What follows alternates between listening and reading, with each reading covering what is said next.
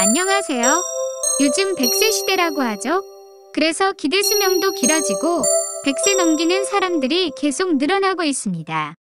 하지만 수명이 길어지면 이에 따라오는 나쁜 질병이 있는데요.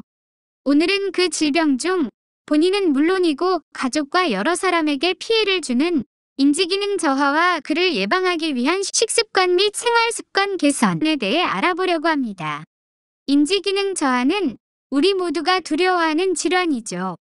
하지만 우리가 일상적으로 하는 생활을 통해 예방할 수 있다는 것을 알고 계셨나요? 우리는 바쁜 일상 속에서 건강에 대한 관심을 높이고 있습니다. 그리고 최근 코비드19의 유행으로 예방의학과 건강에 대한 관심이 더욱 높아졌습니다. 하지만 인지기능 저하의 예방에 대한 정보는 아직 많지 않습니다. 그래서 오늘은 인지기능 저하 예방을 위한 식습관 및 생활습관 개선의 중요성에 대해 알아볼게요. 우리가 먹는 음식은 인지기능에 큰 영향을 미칩니다. 염증, 영양결핍, 독소 섭취와 같은 원인을 살펴보면 모든 것이 식습관 개선을 통해 가능하고 이 식습관이 큰 역할을 한다는 것을 알 수 있습니다. 따라서 우리는 일상적인 식습관을 건강한 식습관으로 고쳐나가야 합니다. 이렇게 하면 뇌가 악성 물질에 의해 손상을 받지 않도록 예방할 수 있습니다. 그렇게 되면 아밀로이드 베타가 과도하게 생성되지 않기 때문에 뇌의 신경세포가 정상적으로 파괴 재생되는 속도를 유지할 수 있어 인지기능도 저하되지 않습니다. 특히 균형 잡힌 식습관을 유지하면서 식사를 하는 것이 중요합니다. 이를 위해 우리는 과일, 채소, 곡물, 단백질 등 다양한 영양소가 포함된 식품들을 섭취해야 합니다. 또한 설탕이나 지방 함량이 높은 음식을 피하고 건강한 지방인 오메가3가 풍부한 생선이나 견과류를 섭취하는 것이 좋습니다. 뿐만 아니라 식사 전에 충분한 물을 마시고 규칙적인 운동을 함께 실천하는 것도 중요합니다. 운동은 뇌 기능을 향상시키고 혈액순환이 원활해지며 불필요한 체중을 감소시켜 건강한 신체와 마음을 유지하는 데 큰 역할을 합니다. 그리고 스트레스 관리도 매우 중요합니다.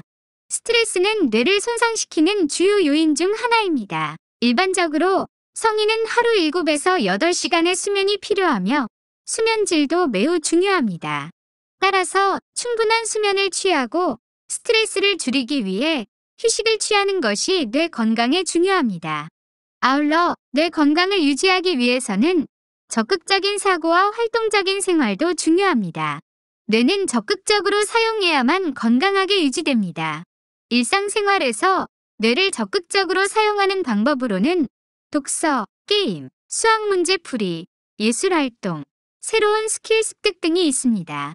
이러한 활동은 뇌의 신경회로망을 강화시켜 뇌 기능을 향상시키고 인지능력과 기억력을 강화시키는 데 도움을 줍니다. 또한 규칙적인 운동과 충분한 수면도 뇌 건강에 중요한 역할을 합니다. 뇌 건강을 유지하기 위해서는 스트레스를 관리하는 것도 중요합니다.